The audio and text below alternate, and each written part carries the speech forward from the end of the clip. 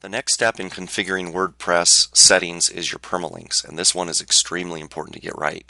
It's important for search engine optimization or SEO purposes especially.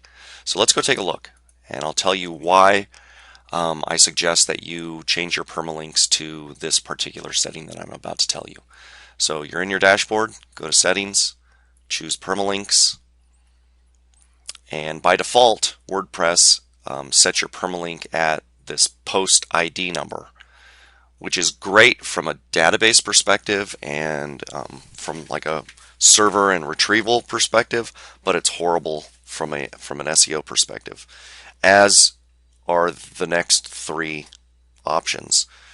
Day and name, it's better than the first. Month and name is again better than the first, but it's not ideal. Numeric is just as bad as the first. So we always choose a custom structure, and the custom structure is as follows.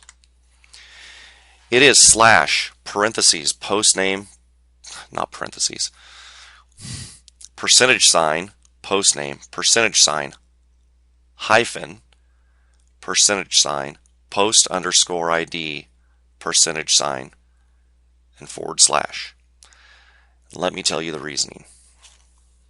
First of all, from an SEO perspective, search engine optimization perspective, the search engines really like it when your URL contains your keywords.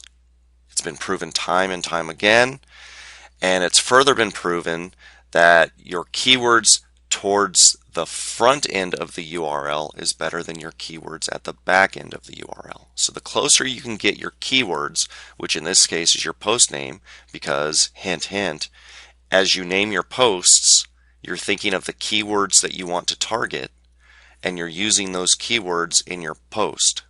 So that post name becomes your post title, which becomes your permalink, or at least part of your permalink.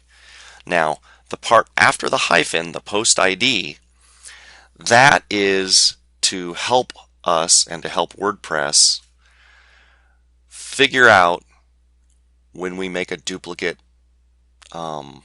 post, and by duplicate I mean it has the same post name. For example, I do this all the time. I may write an article that's called, 6 ways to increase your email list size. And then 6 months later, I'll write another post that has exactly the same title, different content, but the same title.